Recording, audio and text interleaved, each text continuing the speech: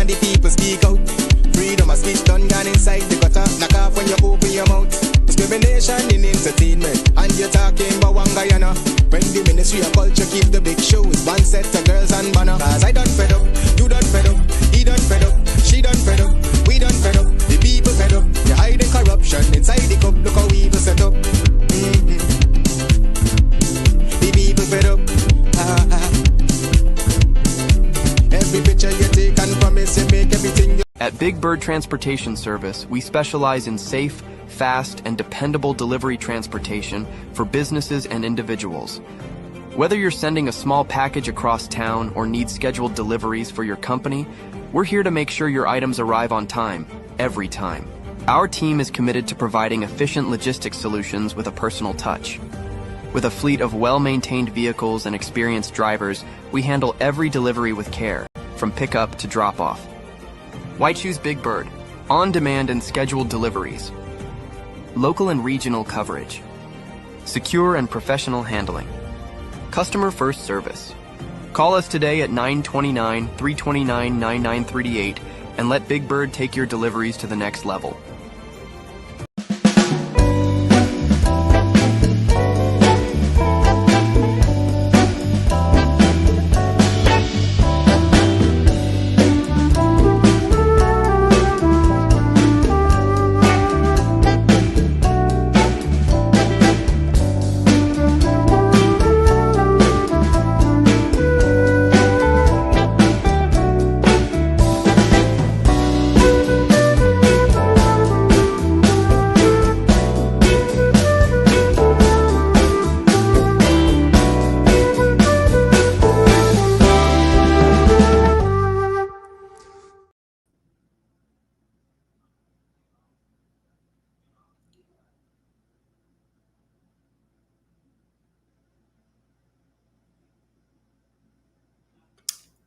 Pleasant good evening, everyone. Welcome to Over to You, a program for the people, by the people. I am your host this evening, Wayne Caesar. It's a pleasure to be here with you guys for the next hour or so as we're going to dig into a few issues, pertinent issues with regards to the Cooperative Republic of Guyana. At this time, I would ask that you just go ahead and share the link, like the program. Okay, this is a program for the people, by the people. I'll go ahead and do the roll call shortly, and then we're going to get into it. In the interim, I encourage everyone to support Andrew's Supermarket and also Big Bird Transportation. Okay, please support these businesses. This program this evening is brought to you compliments of Benchop Consultancy, Immigration and Law. They can be reached at 917-714-1082. All right, ladies and gentlemen, let's do this quick roll call, quick run of the roll this evening. Lorraine Beta, pleasant good evening to you. Mr. Victor Ben, great to see you. Good evening. Ms. Chavon McDonald, welcome to the program. Good to see you. Diane Fordyce, good to see you. Good evening. Desiree Smart Felix from New Amsterdam by way of Canada, a pleasant good evening to you. George English, good evening, sir, to you, my good friend, childhood friend. Good to see you here. Alison Caesar, good to see you. Mary Figueroa via Victoria by way of Canada, a pleasant good evening to you. Michelle Semple, good evening. Susan London, a pleasant good evening, and it's good to see you. Marianne Hamilton, good to see you. Eva, good to see you as usual. Bridget Gittins, welcome to the broadcast. Good evening. Rosie Rose Jeff, welcome to the broadcast. Good evening. Rihanna Mingo, good evening, Miss Mingo. Hope you're keeping well. Golly God, my brother, good evening, good to see you here. Imelda Williams, good evening. Rhonda Lane, good evening. I owe you a call, Miss Rhonda Lane. I will get to you. I owe you a call. Good evening to you. Rhonda Tuesday, good evening. What a beautiful name. Good evening. Charlene A. Moses, a pleasant good evening to you. Ingrid Carter, good evening. Welcome to the program. Thank you for your support. Shanette Alicia, welcome to the program. Mr. Ernest Elliott, great to see you, sir. Honorable Ernest Elliott, good to see you, sir. Sister Hodesh, good to see you. Kennedy Flormont, by way of Maryland, good to see you, sir. Lawrence McKenzie, Sharon Griffith, Paula Mattis Peters, good evening. Queenie White, Sharma E. Grant, good evening. Miss Fidel Albert, a pleasant good evening to you. Rosemary Martindale Brackett, good evening. Good evening. Linda Dainty, good evening to you. All right, everyone. Welcome to the program this evening. All right. Let's see where we're gonna start. All right, let's start on, why don't we just start on cash transfers this evening? Yeah, let's talk a little bit about cash transfers for a bit here. All right. We know what Guyana is facing right now, right? Cost of living is through the roof. Inflation is through the roof, right? We are still touted one of the fastest growing economies in the world, if not the fastest growing economy in the world.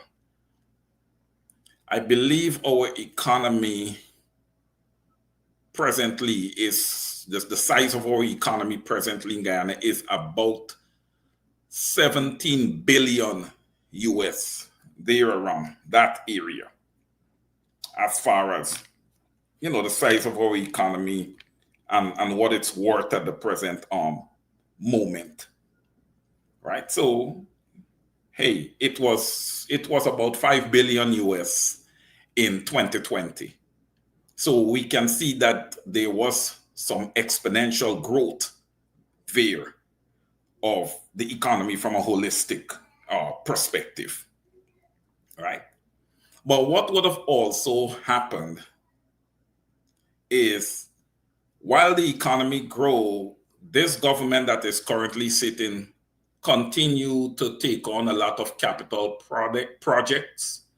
And, you know, the government is transactional in nature. We all know that this is not a people-centered, people-centric government, right? So therefore, they're just pulling in large businesses into the country right now, and they believe that that makes them look good. Now, don't get me wrong. We want investment in Guyana. We want businesses wanting to come in, yearning to come into Guyana to do business. But at the same time, it is the fiscal responsibility of the government to make sure that proper measures are in place, you know, to make sure that these transitions are smooth, right? And doesn't have, you know, a negative impact on the overall stability of the nation's economy. I will dig into that a little more, but I just want to deal with, for now, I want to deal with the cash transfers, right? Cash transfers is a good thing. And for Guyana, you know, it's a great thing. Why? It's because you have about 53%, like we've said over and over, of Guyanese experiencing some measure of poverty, or quote unquote is living below the poverty line. All right. But you're out there in the world market and they're saying, oh my goodness, Guyana is what a place to go invest. It's the fastest growing economy, but it is not reflective on the population, right? Or most of the population. So cash transfers is a good measure to kind of shrink the gap between the rich and the poor, right? But let's go back to the Minister of Natural Resources, Vikram Bharat, and his quote that cash transfers will make Guyana poorer. Look, when you look at Vikram Bharat, put Vikram Bharat in a box, put him in context against the normal Guyanese. The gap is massive. So, seamlessly, someone the nature of a Vikram Bharat can easily come out and say, look, cash transfers is going to make the country poor. Because if you ask me, Vikram Bharat doesn't need a cash transfer. These guys are extremely wealthy. And how is it that they're wealthy? They are wealthy off of the same people that they're denying a cash transfer. Right? So, we look at our budget, right? Well, we have like a $1.3 trillion budget that we had this last time through. 1.3, 1.13, whatever. Somewhere in that ballpark. Right?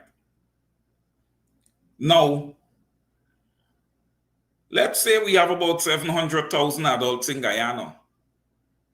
Right? We can't worry the voters list. If we go past 700,000, then we're asking people to come with death certificates to collect cash grants for their family. Right? And when I say 700,000, we're including all the Venezuelans and everybody who would have come into the country. At this time, we don't have the time to fight about who is who and who is not who. Okay? But it is also incumbent upon the opposition to make sure that they are playing a role with the next cash transfer that there's going to cash grant is the PPP in power. So they're going to say cash grant. They're not going to say cash transfer, but cash transfer is what essentially it should be. The PPP is not granting the people of Guyana anything. The people of Guyana is getting something that they fully and well deserve. Right? If the PPP was doing an excellent job managing the finances of Guyana, then the Guyanese people would not have needed a cash grant. Let's be honest here. There's a lot of wastage the opposition would have pointed out. Billions of dollars in wastage.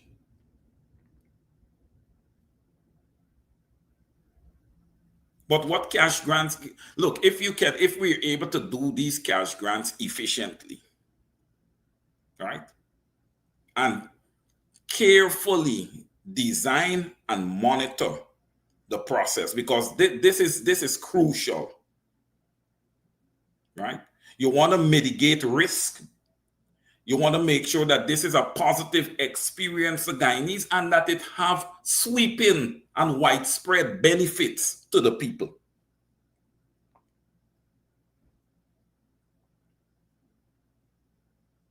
So when we look at these things, and I'm not just going to say me, but it is the belief of many that when it comes to the finances of Guyana, the PPP shouldn't solely be fiscally responsible. Why you believe there is an opposition? The opposition is supposed to create checks and balances.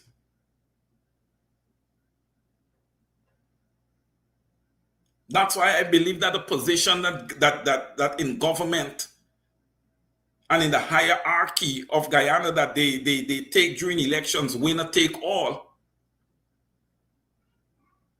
is a bundle of nonsense.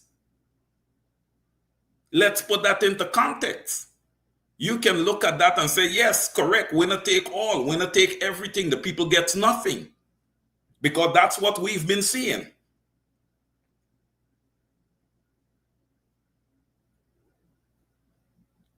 A cash transfer done efficiently can promote a level of dignity, right?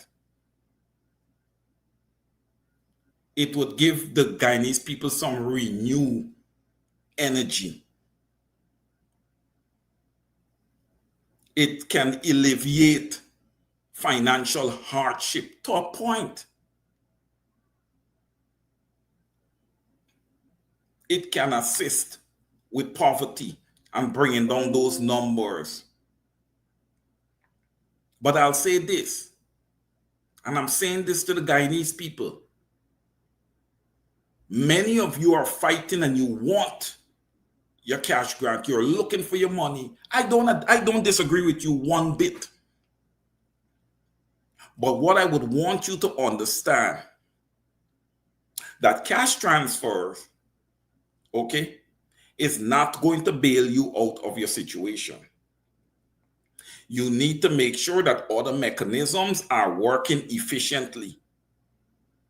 For example, there is free university. You need to make sure that your children are taking advantage of the free university. We don't want to hear, we don't want to hear that technically university is not free, because nobody have not contacted me, and I'm sure that they have not contacted Mr. Benchop to say, hey guys, university is not technically free. Here is what we are experiencing. We have not heard from anyone. So I believe that it is safe for us to assume that the process is smooth. To the people on the ground in Guyana, communication has to be two-way. We come on and we present to you. If you find that, something that we're saying is not the actual truth, you have to come back to us so that we can address it.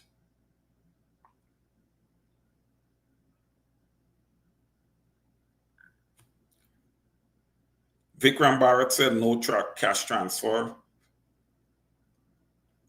Barrett Jagdeo came on his press conference on Thursday and completely contradicted that.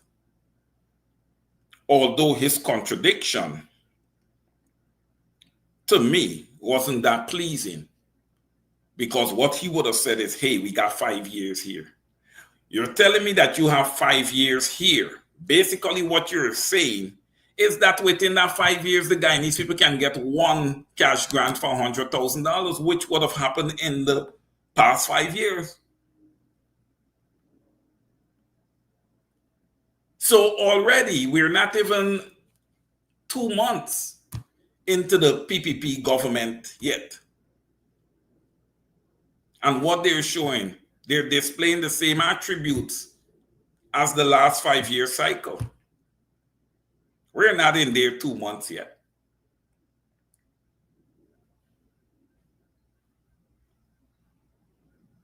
So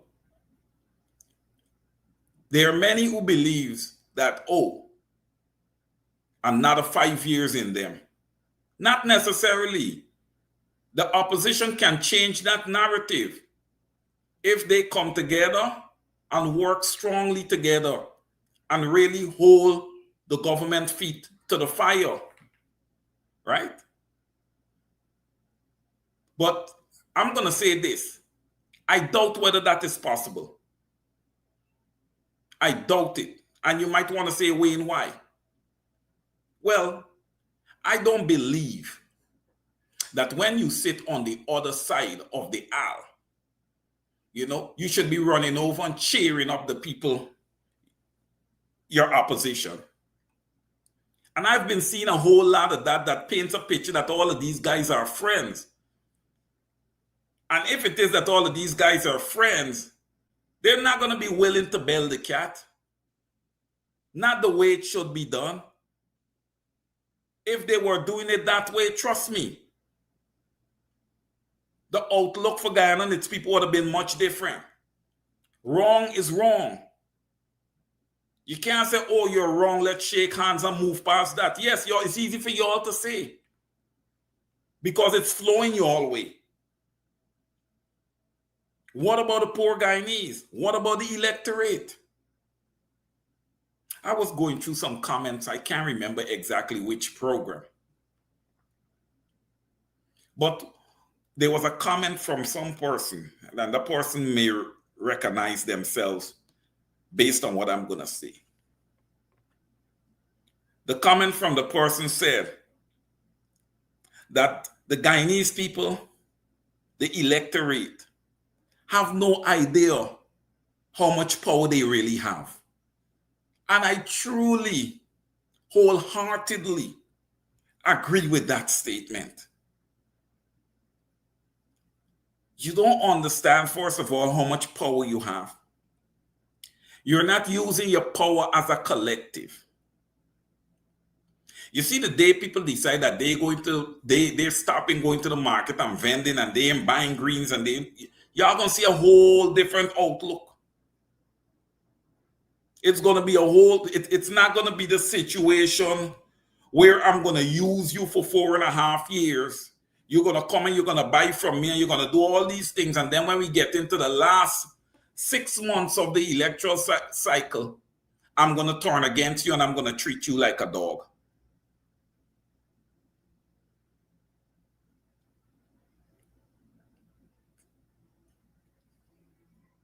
The posture of the government in Guyana right now calls for people to be radical. That's what it's calling for people to be radical, because the government is not moving. They are playing around with people's lives. Jagdeo comes on he's probably one of the richest men in the Western Hemisphere. Because these guys have scrubbed money all over the place.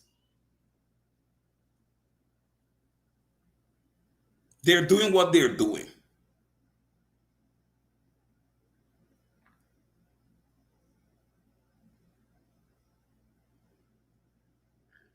Now, Christmas is coming. We know how Guyanese feel about Christmas, right? This is a good time for the government to come out and do a beautiful cash transfer for the people. I would like for the PPP also to start calling this thing a cash transfer. Okay? I believe that is correct. It's not no grant. The Guyanese people occupy that landmass in Guyana. It belongs to them. The title was not served to Barry Jagdeo on the PPP. It belongs to the people. PPP didn't build the Demerara Harbor Bridge. The taxpayers are responsible for the new Demerara Bridge. It's not a PPP. The PPP sits in government, right? And they're going to negotiate the contracts and these type of things to have these infrastructures built out and stuff like that. I'm not going to sit here and say that, look, I haven't seen any infrastructural development in Guyana. But I'll say at the same time, as I say, I am seeing infrastructure development in Guyana. I would ask, how robust is that development? How sturdy are the highways and byways and the buildings and stuff? How safe are they?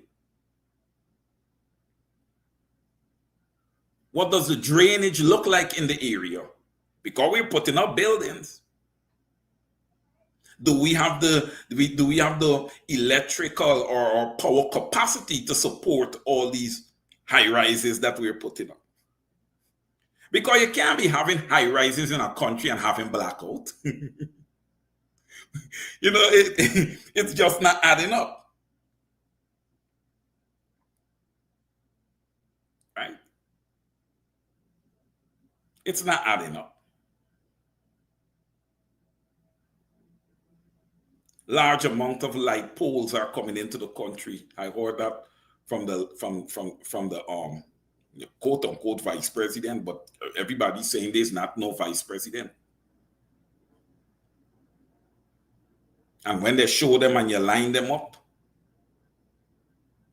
you have Ali, Jagdeo, and Phillips, when it should be Ali, Phillips. And I'm not even sure if Jagdeo should have been there. But whatever the case is, okay, the PPPs are allowed to run free.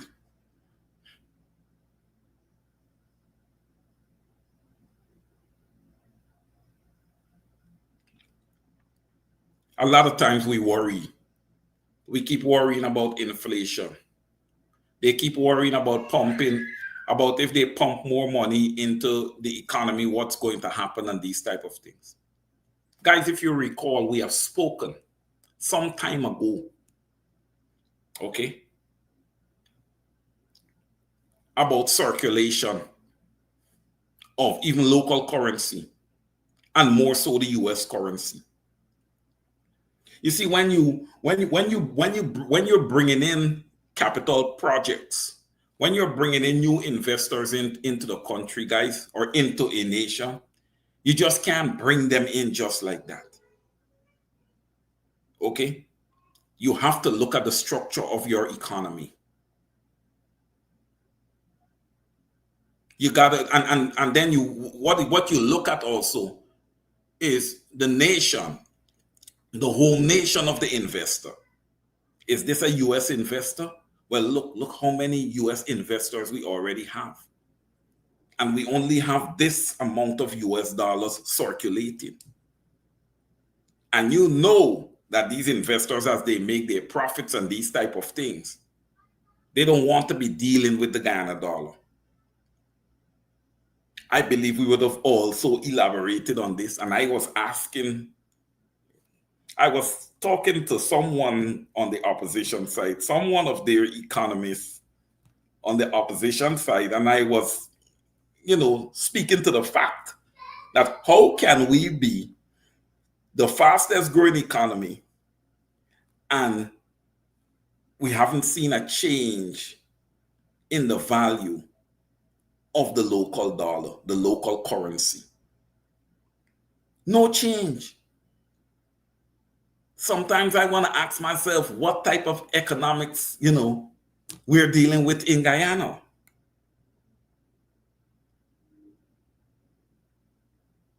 They had to go and pump in billions of US dollars into the economy.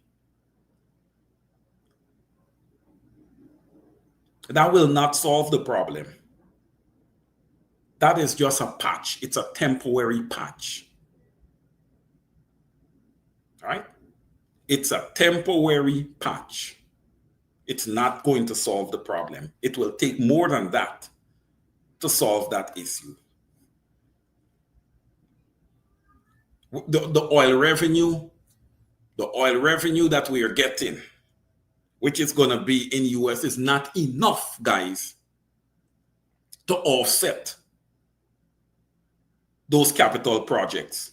And also, to go along with the capital project, imports.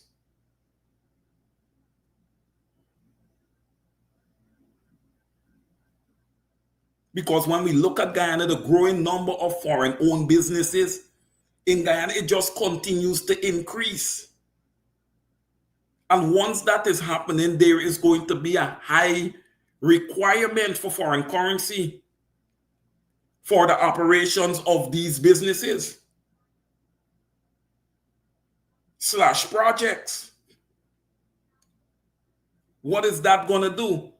That's going to tremendously contribute to the demand for the US dollar.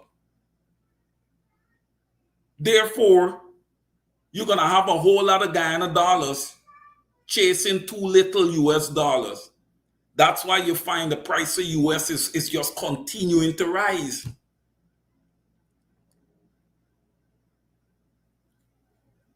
From a currency perspective, it's a supply and demand issue. We don't have enough supply of the US currency, but the demand is tremendously high. So what does that do? It drives the price up.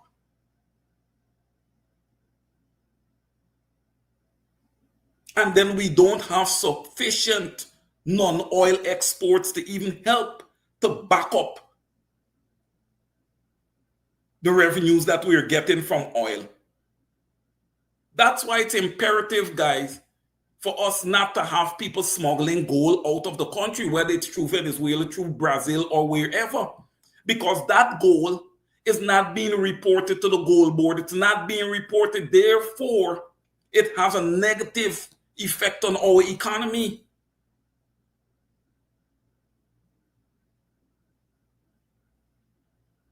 So all these people who sits in politics today and could laugh and smile and all of this stuff and was in the business of smuggling gold and these type of things, they were doing tremendous damage to Guyana's economy over the decades that they were doing it.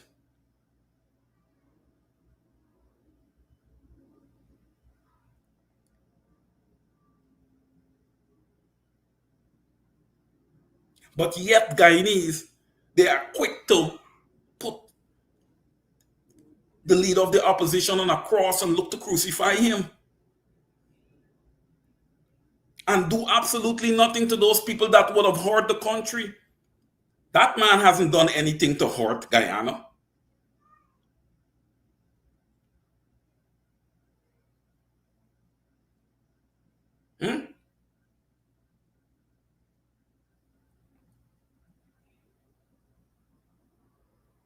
We've got to do better. And look, decisions in this country cannot continue to be unilateral. The PPP controls everything. The opposition don't have access to any statistics, and this thing is troubling me. It is troubling me. Sometimes when you call on the opposition, people, they bumps raise. I agree with Mr. Benchop on that matter. If it is that people want to see Guyana in a better light and want to see this country do better, the opposition has got to become way more active. The opposition has got to become way more demanding.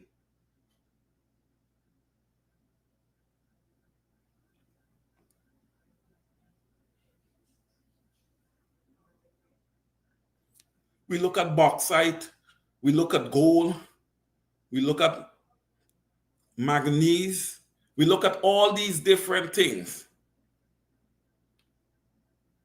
right? These things need to be reported accurately.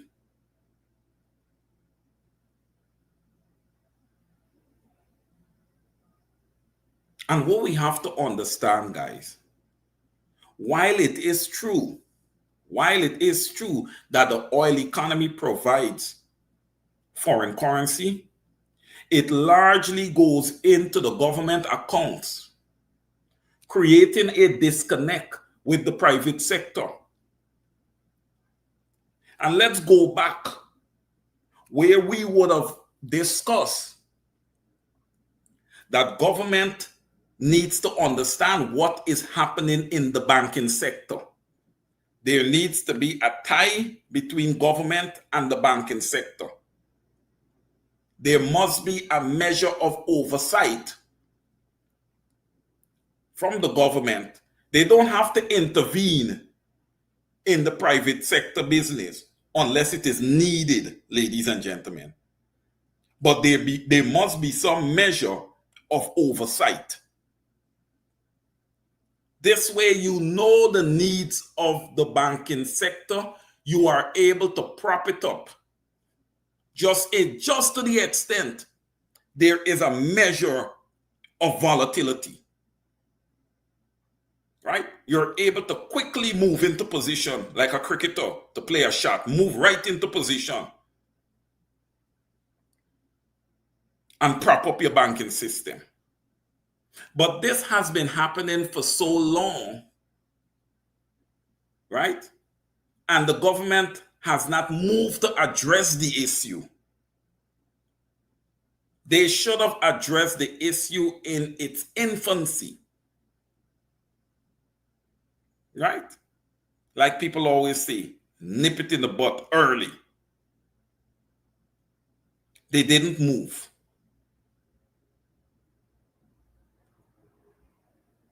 Right? They didn't move. Aubrey Williams, Wayne Caesar, you are just talking all the time overseas. Aubrey Williams, help me. Give me another solution. Tell me where I can come and go on the ground in Guyana and speak freely. Don't put one post in the... Don't put one post and just run away. Come on, stand up. Stand up, Aubrey Williams. Don't run. What are you doing for the cause, Aubrey Williams? What are you doing? I guess you don't have an answer. Okay, let's move on. Guys, there are some people, their mouth might be getting a few drops of the soup. And once that is happening for them, they don't care about anybody else. They're going to come on and they're going to say anything. But I want to tell everybody, I want to put this out there. Right? I want to put this out there to people like Vikram Bharat and them, Sanjeev Dattadin and Irfan Ali and these guys. Y'all have children. And if there's any plans for those children to live in Guyana, live out their lives in Guyana, it's not going to be easy. It's not. Because the poor children with the poor parents that would have suffered under the leadership of you guys, right? Those parents are going to pass that knowledge on. And if they don't, there are social media programs just like this and others that the children can go into the archives and see what would have happened and have a good understanding of how your children would have amassed their wealth. Listen, when you live in a community, right, you cannot sit down and see the neighbors' children coming home and getting into trouble, not doing their homework and stuff. You talk to them just like you talk to your own.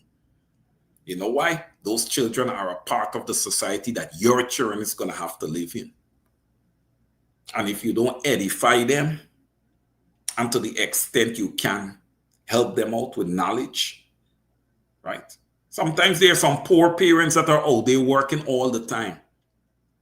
They don't have the time to sit down and edify their children because they have to be making that buck so that they can pay rent and keep a roof over the children's head and put a little bit of food in their mouth, right? Good example for that, poor people in Guyana, they only get $100,000 and the COVID cash grant and whatever little grants they give out for school. That equates to nothing. And when you give out grants for school, they give out a grant for school very early, I think in June or something of that nature, because they know that the elections was coming up. They didn't want to wait. They give it early so that can trigger votes for them, right? They give it early.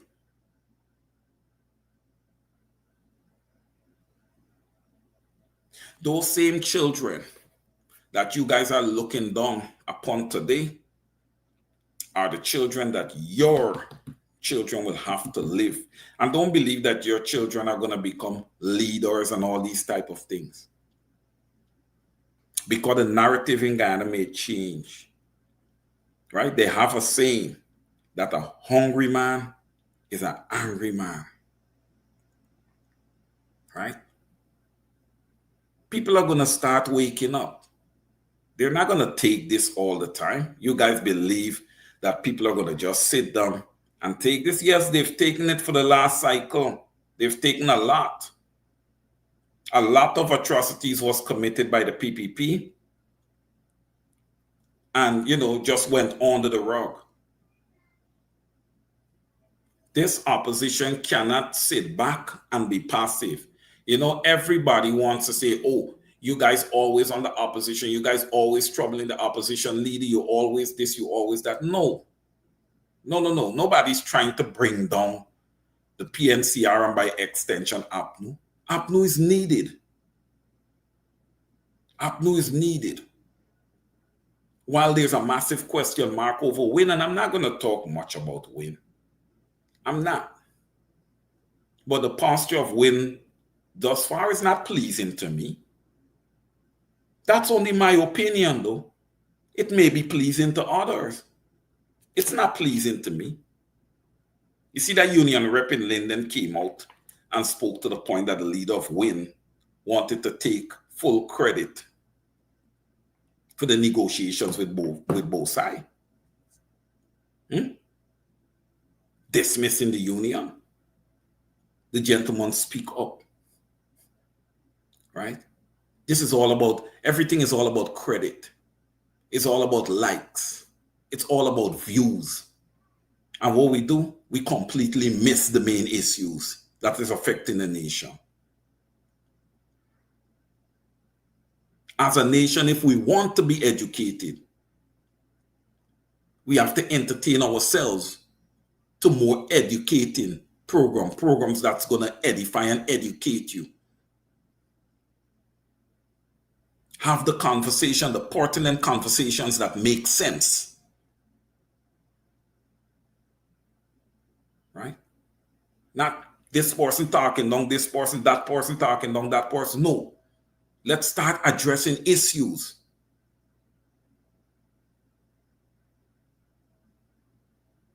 Like the APNU, like the PNC, and by extension, the APNU is now in a rebuilding phase. The number one strategy right now, again, should be a new voters list and biometrics. That should be the number one priority. Nothing else. That should be the number one priority. You can't sit down. If you're going to sit down, give the positions to other people. I'm telling you, there are people in the communities across Guyana that can do a better job. I'm saying it. I'm not asking it. I'm saying it. Rather than just have people sit down passively.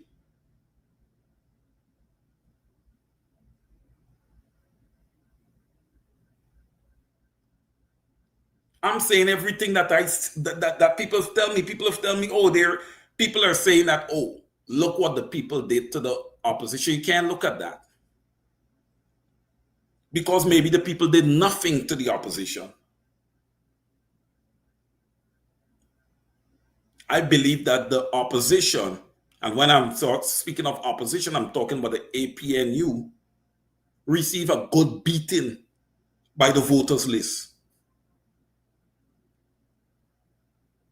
The bloated voters list would have trounced the APNU. And I said it before, and I will say it again.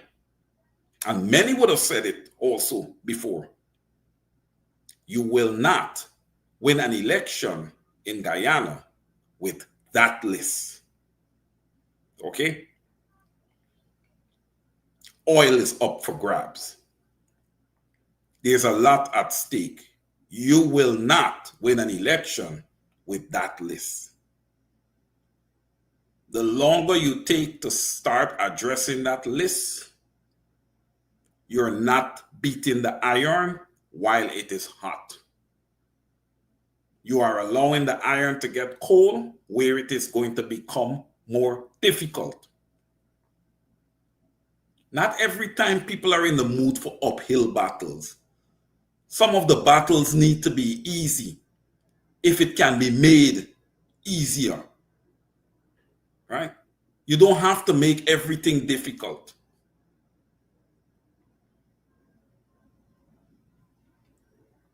The APNU, I've been seeing them on the ground. They need to be on the ground in larger quantities, not just the 12 people and a few others, not just the 12 selected to be parliamentarians and a few others. You need to have all on sundry on the ground. There needs to be a period of grounding with the people of Guyana to really get to understand what would have happened on the 1st of September. You also need to get to know the people who did not show up at all to vote and their reasoning behind that. So there's a lot of information gathering to be done. Right? There's a lot of information gathering to be done. I'll take a peek at your comments. Jamal Aziz saying the PPP don't want to hear from the opposition. They bypass the opposition. That is very true, Brother Jamal Aziz. But the opposition have to find ways to get their attention. They have to find ways to get their attention. Yes, Neville Seatal, more loans. Yeah, well, look, we have to understand this, ladies and gentlemen. Guyana, we have a nice looking credit card right now. Okay? Oil prices are remaining steady. Okay, so our credit card is looking beautiful right now. So what happens when your credit card is looking beautiful and has a lot of money? Most people, they spend. And when they spend, they don't think of tomorrow. All right? Right now, the PPP is sporting with the Guyanese people money and with the future oil resource that we have. They're having a good time. All right. They're talking about getting ready to start a new Berbice Bridge. I don't believe that there's a need for a Berbice Bridge. Okay? I don't believe there's a need for a Berbice Bridge. What I believe there's a need for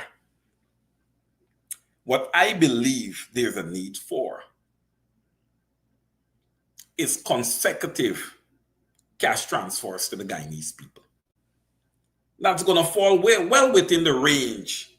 They could even be doing a bridge and still do that. Because I did some calculations and what would I say? If we look at Guyana and we calculate for 700,000, we're just playing around here. It can't be 700,000 adults in Guyana. Because then we have to ask ourselves the question, where are the human beings that are under 18 years of age? Where are they? They are non-existent. You're telling me under the age of 18 in Guyana, we have 150,000 people. That's it. That can't be accurate. That could never be accurate. But just for us to mess around with numbers a little bit, if we would say that we have 700,000 Guyanese, and for Christmas, we want to give $100,000 cash grant. I'm just saying. Right? That's about $7 billion.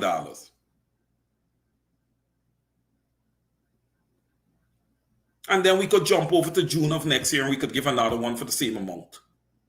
That's another $7 billion. That's $14 billion. $14 billion by. That would be approximately 67 million US dollars. What's that? We have business people on the ground in Guyana that'll be talking about 67 million US. They talk about millions of US like if it's nothing.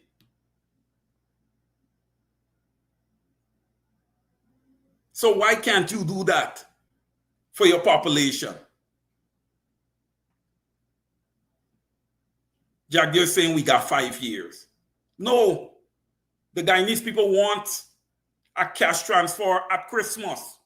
For a matter of fact, the Guyanese people want this whole issue of cash transfer to be brought on the floor of Parliament,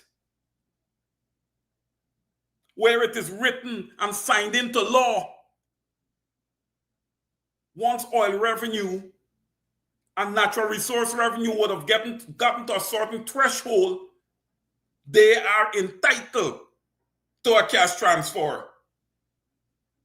See, when you went to the polls, Guyanese, you never thought of these things. You went to the polls as if you were powerless.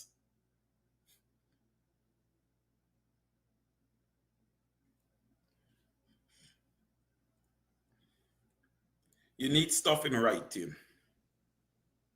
You need stuff to be in writing. Right? You need stuff to be in writing. That's what you need. If it's not in writing, then you have a problem because it is not guaranteed. It is not binding.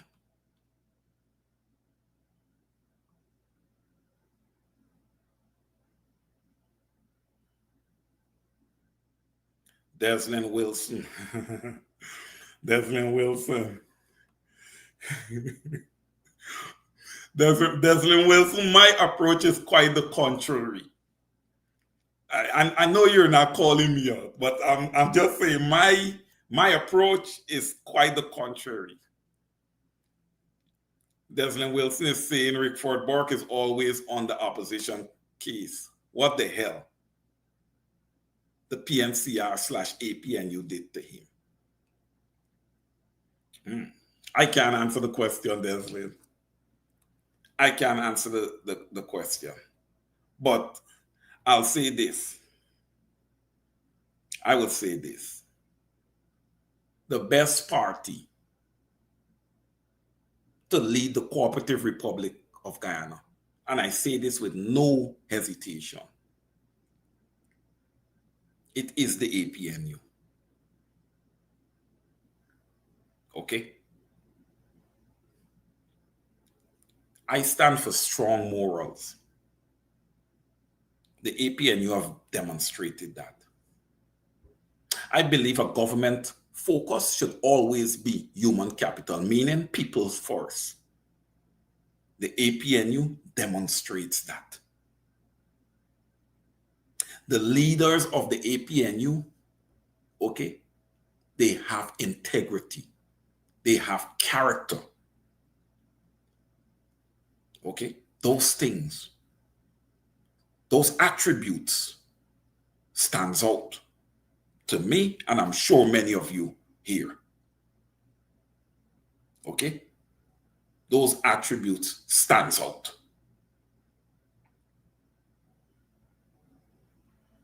So, also, the manifesto. The manifesto, again, best I've ever seen. If there's any tweaking, it should be very minor of that manifesto. For matter of fact, I believe that the PPP needs to pick up a copy of that and take a good look at it to get a good idea of how Guyana needs to be governed.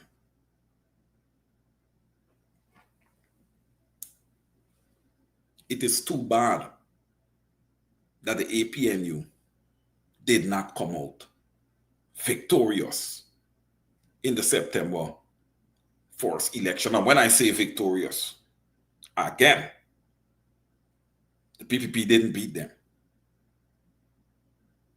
They were beaten by the list. Ms. Rondelane is here. Again, Ms. Rondelane, thank you. Your idea, you and Brother Kidaki Amsterdam, that idea was the correct idea. Had it been executed correctly, and I'm not going to say you guys did it wrong, but on a mass basis, things would have been different. You have Navindra Singh, right, sitting there as acting Chief Justice. And you have Roxanne George Wilshire sitting there as acting Chancellor of the Judiciary. I want to say this.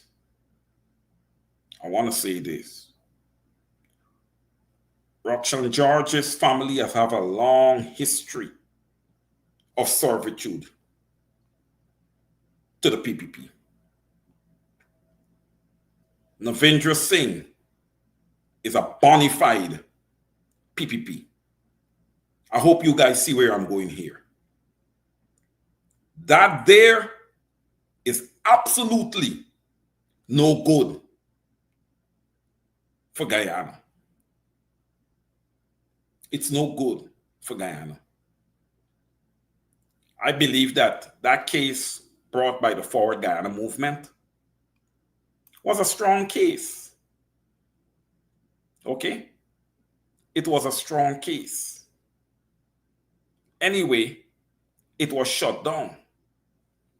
It was shut down by Miss Roxanne George Wilshire. Right? And I want to give a big call out to Miss Crystal Fisher. Okay? I want to give a big call out to Miss Crystal Fisher. You see, these are the type of people that we need hitting the forefront. She was the one who, brought the appeal case with the Forward Ghana movement. And actually, her aunt is watching on this program here this evening. All right? And that's what we need. There needs to be consistent pressure if the Guyanese people are to get certain reforms. You cannot get reform sitting back. All right? You cannot get reforms sitting back. There must be pressure. Government feet must be held to the fire. Looking at time. I know the time goes by so quick.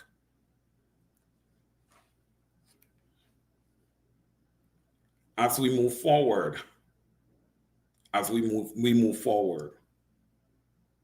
the groundwork needs to intensify.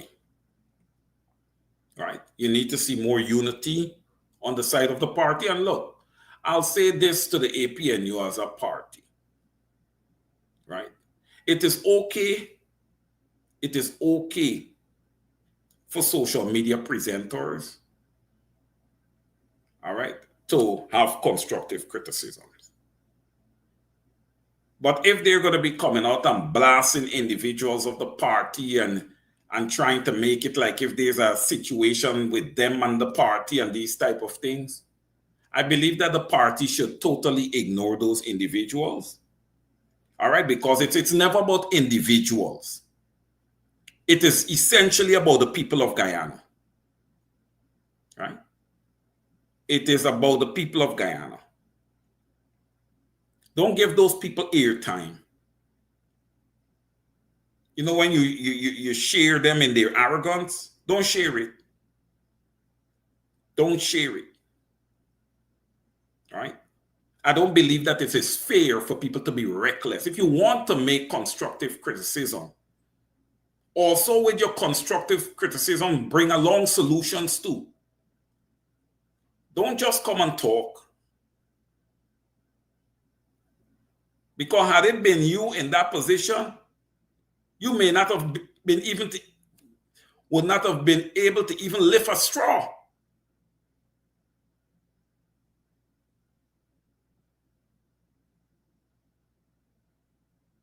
Right? There are some people who actually really loves attention. And that's not going to do well. That's not going to do good for the people of Guyana. If you're coming out and you're working and you're doing work for the people, let it be about the people. Let it be about the issues that are affecting the people.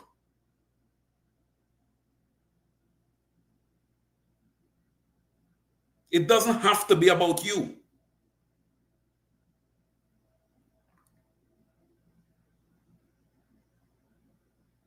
So I would like to see less recklessness by presenters and a little bit more maturity.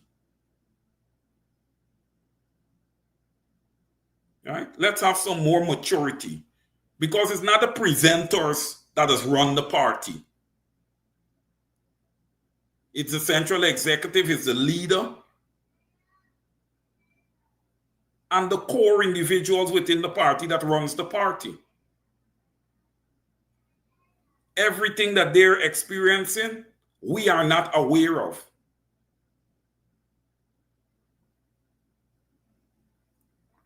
So sometimes one is left to assume.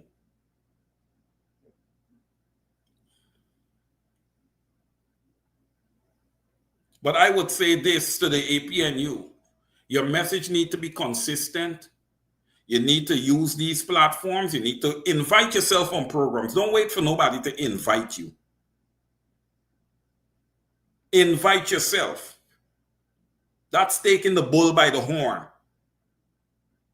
Invite yourself. Not because you're an MP now, you're better, you're bigger, you're smarter than anybody. That's absolutely not the case. It should not be the case.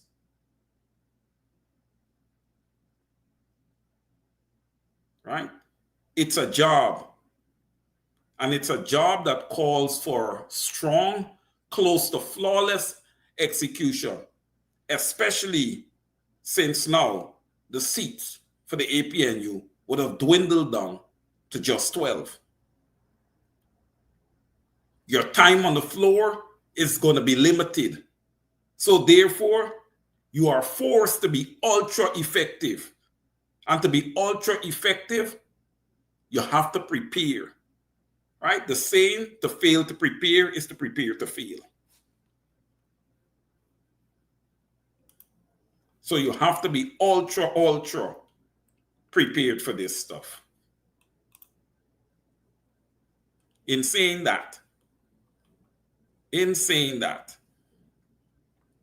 I wanna talk a bit about a story here with a young man before I get off here quickly. What I have 4 minutes. Okay. There is a young man by the name of Tron Sobers. He has a business a bakery business where he sells bread and other, baked goods at the roundabout there at Ogle. Right? Before he used to be at the Line Top Embankment. And I think since they're doing work there, they would have moved him. Okay, he also has a baker shop there in the Chateau area. They're right at the Line Top, where they're also doing work. So he's unable to access that facility to get to execute his daily duties, baking, to sell, to provide for his family. Young Guyanese. He has 3 children and a wife, right? Trying to do the right thing. The police would have showed up. Well, first of all, I think they give him a list to move. They give him, paperwork for him to move from the roundabout there at Ogle. Right? And Miss Fidel Albor, thank you for sharing that story with me. I did reach out and spoke to that young man. Right?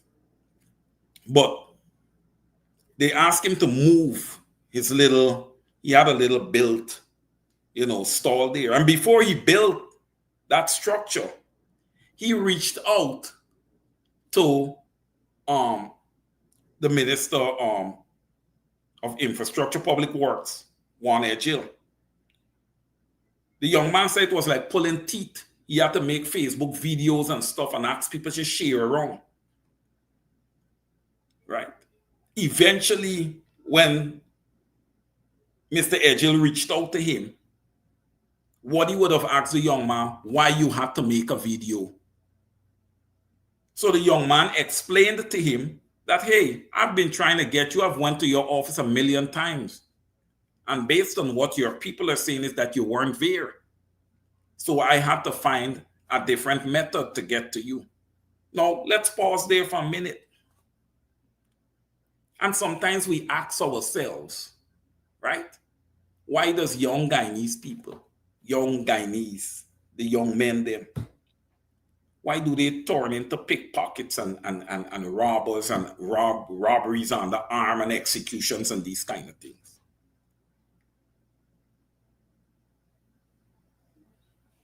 It is because this same government, I have said it before, this government is a failure.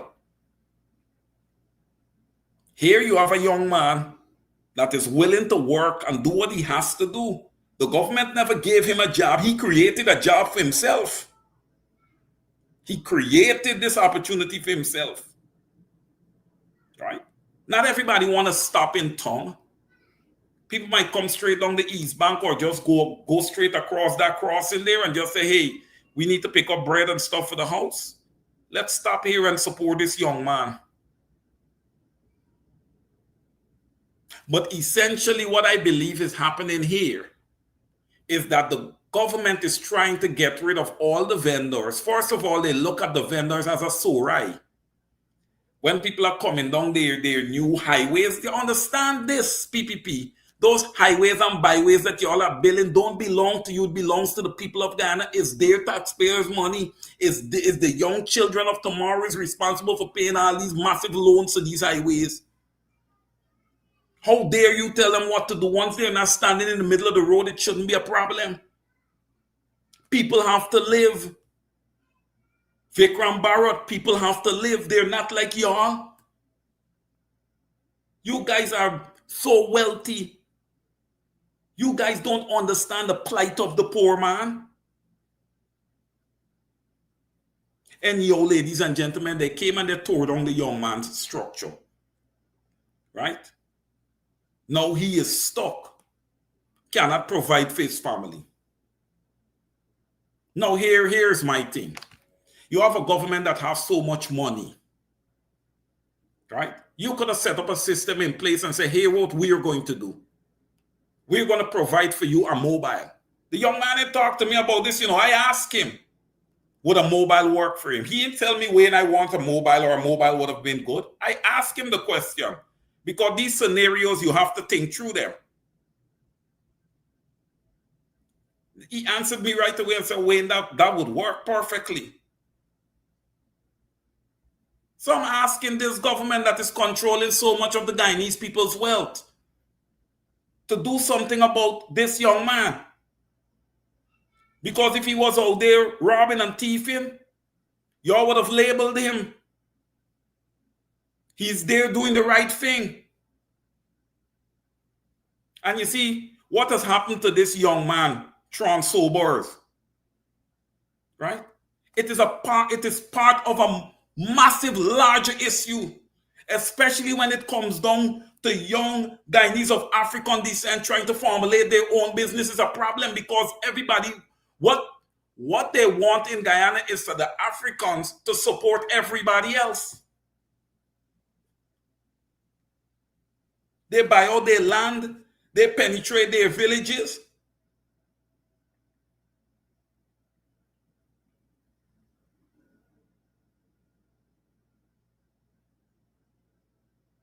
That's why I was quite irate.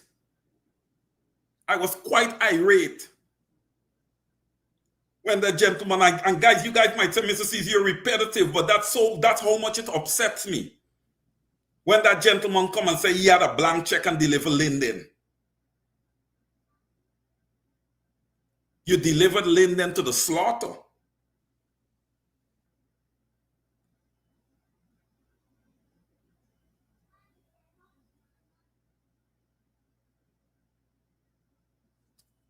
Taking credit for the both side negotiation. I see that a few calls was made by the PPP to say, okay, negotiators, he's there to create the optics.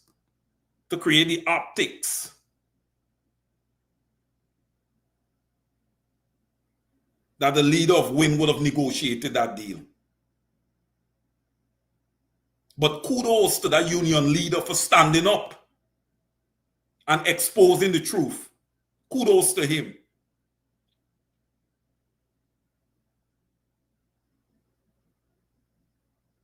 Bishop Edgil and the rest of you in government, I know you guys just have your people watching. Y'all take care of Tron Sobers. Okay? Take care of him. Even if you have to give him a mobile. Purchase a mobile for him and tell him over a 5-year period, you have 5 years to pay us back. Do something for that young man that he can continue to maintain his family in a legal manner. He's Guyanese. He's born and bred Guyanese. You got Bangladeshi nurses coming in that you're paying $1,500 US a month, providing housing and food for them. How could you guys be equitable for all? How can you guys be fair? How can Guyana be equitable for all? And you guys are fair.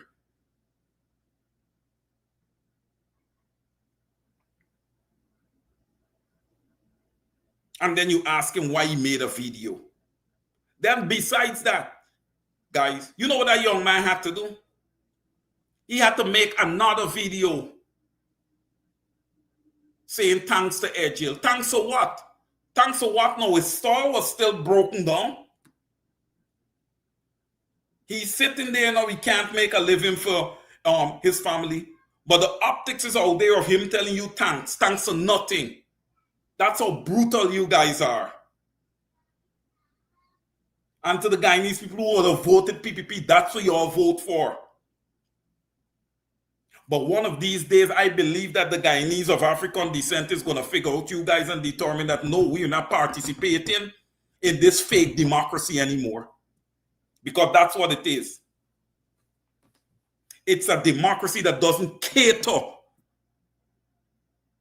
for certain ethnic groups. That's what it is. We don't know nothing about caste system. I know we dealt with 400 plus years of slavery. I know we came to Guyana via the transatlantic slave trade, but we didn't know anything about the caste system. Ladies and gentlemen, as we prepare to leave this evening, I want to thank you guys so much for joining the program today. I hope that our discussion was edifying. I look forward to having more of these discussions with you. Okay? I am pleading with you guys to keep your head up. Keep your head up. Don't give up. Same thing to the opposition. Keep your heads up. There is work to be done. But trust me, you guys are the best party to lead Guyana. Until next Saturday, I love each and every one of you. Again, this program was brought to you compliments of Benchop Consulting, Immigration, and Law. Until next Saturday, I say, be blessed, over to you, and good night.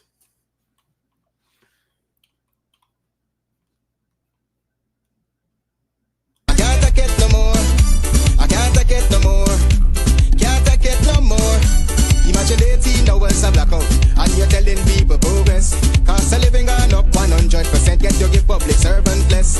Mr. President, listen to the people. Search your soul and you will confess. I want you try surviving on the public base, then you're gonna know but stress. Cause I done fed up, you done fed up, he done fed up, she done fed up, we done fed up, the people fed up. You're hiding corruption inside the cup, look how evil set up. The people fed up.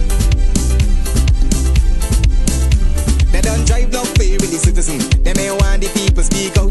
Freedom of speech done gone inside the gutter. Knock off when you open your mouth. Discrimination in entertainment, and you're talking about one Guyana.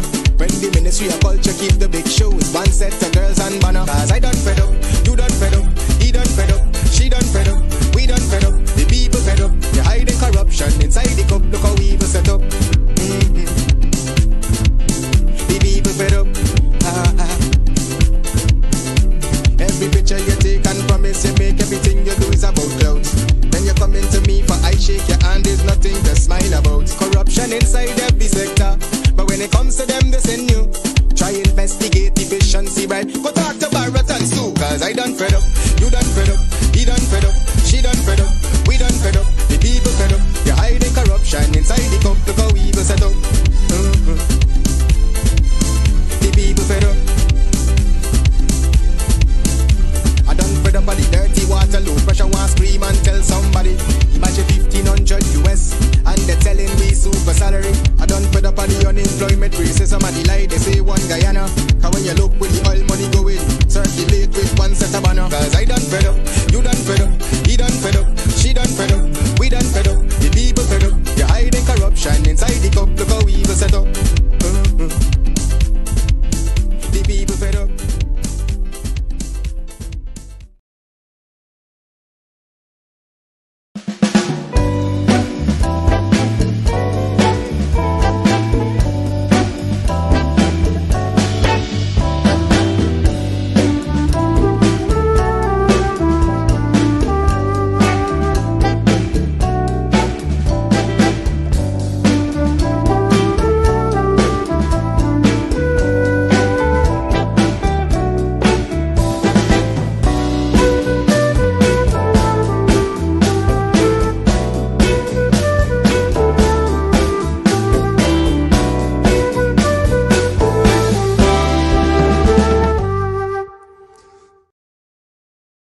At Big Bird Transportation Service, we specialize in safe, fast, and dependable delivery transportation for businesses and individuals. Whether you're sending a small package across town or need scheduled deliveries for your company, we're here to make sure your items arrive on time, every time. Our team is committed to providing efficient logistics solutions with a personal touch. With a fleet of well-maintained vehicles and experienced drivers, we handle every delivery with care, from pickup to drop-off. White Shoes Big Bird, on-demand and scheduled deliveries. Local and regional coverage. Secure and professional handling. Customer first service. Call us today at 929-329-9938 and let Big Bird take your deliveries to the next level.